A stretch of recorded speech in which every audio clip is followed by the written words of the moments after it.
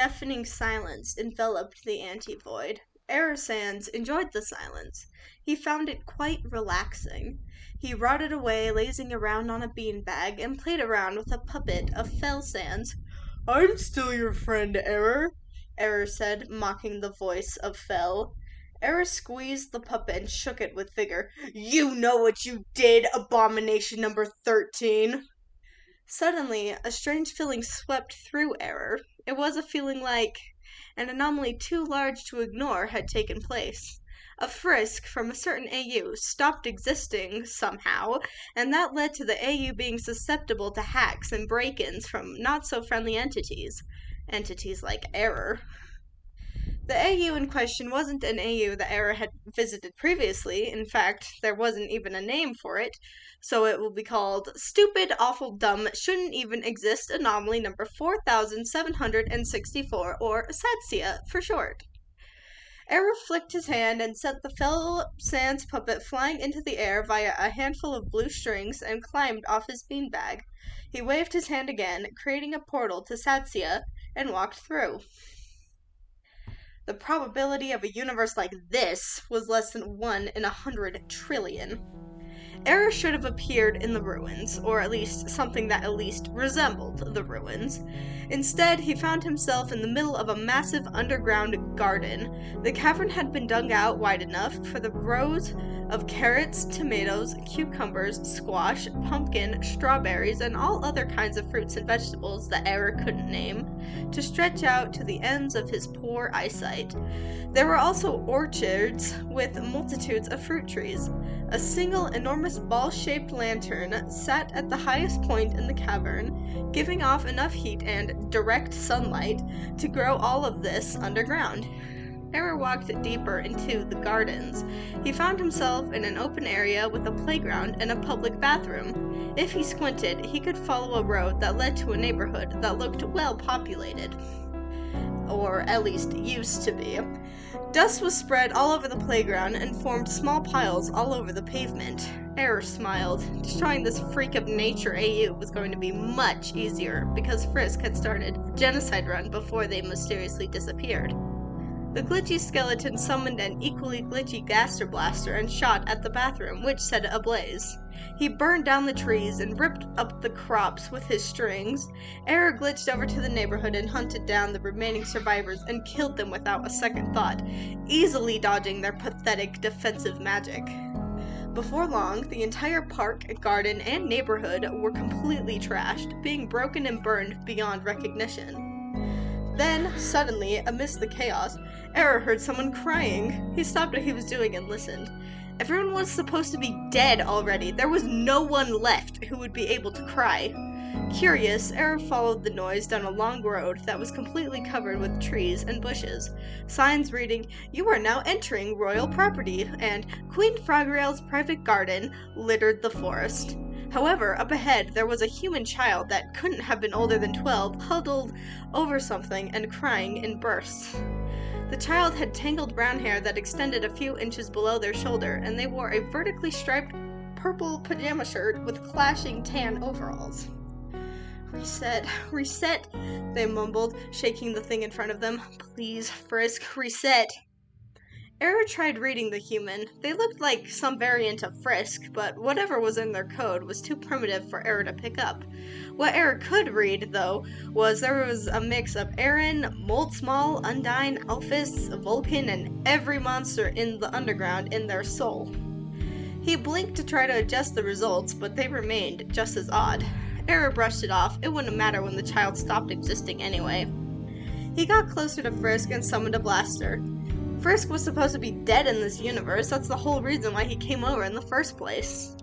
Frisk choked out the last of the sobs and turned around right as the blaster made its warming up noise. Their irises were a dark gray color and had an almost static texture to them, and their pupils were white. Their eyes shot open wide and they reacted quickly, grabbing the thing in front of them and dragging it away from the blaster's path. "Stupid glitch," Error cursed. "You're not even supposed to exist."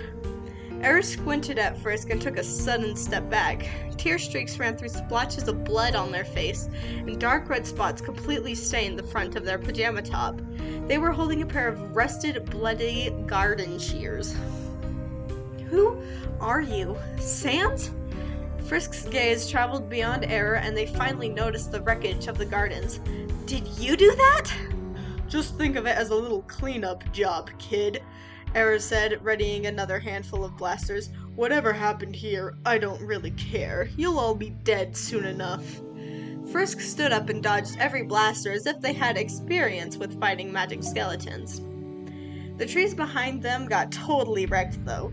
One particular tree caught fire and snapped at the base, crashing right between Error and Frisk, causing Frisk's breath to pick up speed.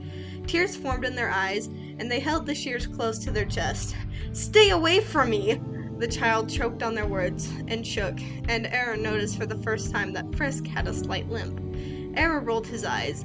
It was time to get rid of whatever this anomaly was for good, so he completely surrounded them with black and red glitched out bones and attempted to grab the child's freaky amalgamate soul with his blue strings. But before the strings could get a firm grasp on anything, Frisk pulled himself into a protective ball. Suddenly, a bunch of white, shapeless blobs formed around Frisk and thrashed wildly, knocking the strings off course and breaking Frisk's bone prison.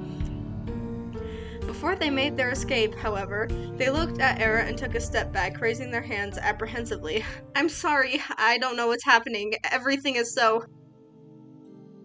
Another wave of 100 more wild, thrashing bursts of magic came from Frisk, making Frisk do a double take and step backwards. Error did his best to dodge, but one hit him square in the chest and sent him flying backwards. Humans weren't supposed to have magic, and if they did, it certainly wasn't supposed to be as strong as whatever he just got hit with. The impact was powerful enough to trigger his Pixlexia and shroud his eyes with error symbols for a brief moment. By the time Error's sight came back, Frisk was less than a blurry image running away as fast as they could down the road. Error picked himself up and chased after Frisk, burning the trees and cracking the road as he went along. He stopped only once to see what it was Frisk was huddled over. It was a dead body. Error rolled the person onto their back. It was another Frisk, only this one was no older than 10. There was no doubt about it. The hair, the striped sweater, although it was covered with a black and red fluffy cape, the boots, and the skin tone. Only this Frisk had like 50 stab wounds in the chest and a broken staff trapped under the body. At the head of the staff was a collection of twigs formed together in a way that made one think there should have been something soul-shaped inside, but instead there was just a pile of burnt black dirt. So this was the Frisk. Whoever that other human was must have somehow permanently killed this Frisk, but how? And how did they even get into this universe in the first place? Error's interest in this freak anomaly was rising. Humans can only run so fast. Error summoned a giant blaster to ride on and zoomed down the road, which eventually led to a quiet little personal garden and a tidy suburban-style mansion. The door was shut tight, but that was no match for the blast from Error's transportation. Error had to hop off in order to get into the house, and when he did, he caught the Frisk killer running down the stairs with a Tupperware box and a giant serving spoon. Error threw more bones at them and ripped through the floorboards. Frisk broke through the bones without a care in the multiverse about their well-being. Error glitched down into the basement of the home and noticed blood splatters painted across the hallway. Frisk knelt down by a pile of dust that sat in the middle and had their cheeks puffed out like they were holding their breath. They scrambled to get their Tupperware box open and started spooning the dust into it. Error just watched in disbelief. Curiosity finally overtook him. What are you doing? It's too late to be holding a funeral. I already destroyed all their favorite stuff, he said, a dark chuckle following the statement. Frisk finished filling the Tupperware box and looked away from Error. They released their breath and carefully inhaled. They examined the box and gently drew a finger across the lid before standing up. Error furrowed his brow bone and shot another bone at the box, knocking it out of Frisk's hands. It didn't spill. Thanks, Tupperware. I could kill you right now! Stop ignoring me, Frisk! Frisk panicked and picked up the Tupperware box and shoved it deep into their pocket. They looked up at Error and started feeling around the wall. My name isn't Frisk. I don't want to be associated with Frisks anymore. Their voice was still shaken with fear, and tears began forming in their weird, freaky, gray, static eyes. They paused and thought, "My name is Chevron." Just then, their arm disappeared into the wall, and the rest of Chevron disappeared after it. Error ran over to the wall to try to catch them, pressing his hands into it. The wall was solid. There was no possible way Chevron could have just disappeared into it. Error summoned another blaster, this one much smaller so it could fit in the narrow basement hallway, and blasted a hole through the wall. The only thing behind the walls were more, rockier cavern walls. Chevron was nowhere to be found. "What the crap?" Error screamed, trying to find any trace of Chevron. He closed his eyes and attempted to locate his code signature, but it didn't show up anywhere. Right when he was about to go back to destroying the house, black, staticky circles formed all over the hallway. Elongated fingers began stretching out from the portal and grabbed at everything inside the home. One of the fingers touched Error, which made him freak out and glitch to the front of the house. He could see that the fingers were everywhere inside the house, growing, grasping, stealing, and once the black static fingers had taken hold of the entire house, the building shifted into the wall and completely disappeared like Chevron did. Error was rightly confused and tried again to follow Chevron, but to no avail. So, instead, he just destroyed the rest of Sadsia. Man, the rest of that AU was even weirder than the gardens. Snowdrake had assumed the position of Sans, So Sorry had his own art gallery / diner, Vulcan ran a shop that sold healing items that actually worked, and a giant final frogget monster was the king of this whole mess.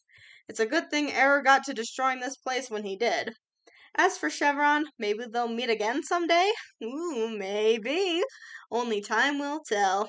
They will, even if it's only in my dreams. Thank you.